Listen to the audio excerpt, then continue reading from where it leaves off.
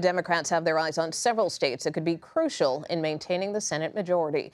The race for Arizona has gained national attention, where Democrat turned independent Senator Kyrsten Sinema has not yet announced if she will seek another term. Political reporter for the Associated Press, Michelle Price, joins us now. Michelle, thanks so much for being with us. Do you think that Senator Sinema will run for re-election, and what would that mean for the dynamic of the race? I mean, that's the really big question here. She's been outraised so far by the Democratic challenger, Ruben Gallego, but she is sitting on a fair amount of money if she does choose to run. She's running out of time to make a decision, though. But I mean, if she does, we're looking at potentially a three-way split of the vote here. Democrats would be very nervous about that, that some of the support that might have gone for the Democratic candidate might peel off in her direction. It's a state where there's been a long history of independent voters, moderate voters, and that would potentially clear the way for a Republican candidate, maybe Carrie Lake, who very narrowly lost her race for governor last year, to win that seat and flip that seat.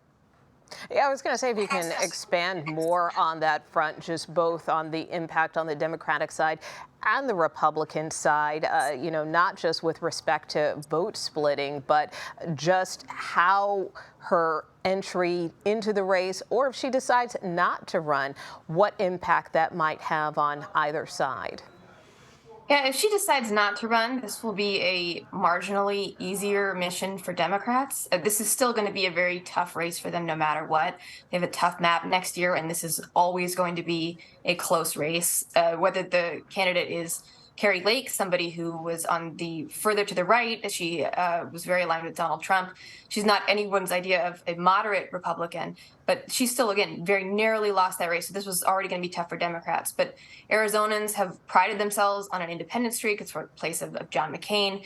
So there are certainly people in the middle who might find Kyrsten Sinema, if she decides to run, they feel more comfortable with that, and they like the idea of somebody who is something of a maverick. I mean, you've talked about the amount of money that Senator Sinema has raised. Why hasn't she announced yet? That's the question we're all trying to understand at this point. I mean, she has the means to start running if she wants to, but that window is closing. And in the meantime, Ruben Gallego, who is running to her left as the Democratic candidate, is running like he's running against her. And he has been outraising her in the last few quarters. So if she is intending to run, she is really running out of time to jump into the race. But it's possible she might be making a calculation like Senator Manchin did, looking at the votes she took, this kind of moderate stance that she took in the Senate, making some certain deals, sometimes bucking her party, that she might think that this is just not in the cards for her. We saw she worked a lot with Senator Romney, who's also not running for re-election, and Manchin.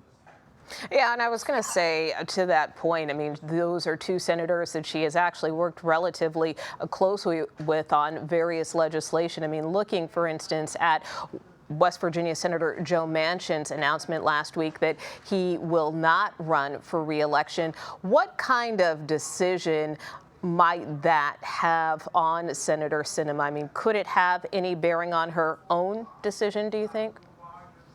It's possible. I mean, it's one less close ally that she would have. But then again, she has always kind of seemed to be a bit of an independent, that she has not been running, seeking friends in her actions. She's kind of struck out in her own lane. So she might be looking at just kind of the map he was looking at, the kind of spending that the Democrats are looking to do in 2024. And maybe that's part of her calculation, but it's really unclear, and we'll have to wait to hear from her. All right, Michelle Price with the Associated Press. Thanks so much for being with us. Thank you.